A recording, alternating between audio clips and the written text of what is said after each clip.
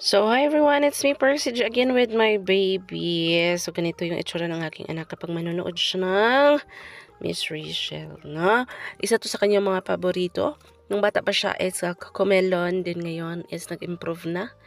After niya mag 1.5, nag-Miss Rachel na siya. No? Pero, nagpe-play pa din kami ng Cocomelon minsan. Pero, ito yung itsura niya kapag galing siya sa school, pagod na siya, and ayan, no? Para siyang kumakain din. Yun yung playtime niya. Ay, ginoo. Ang sarap buhay bata, no?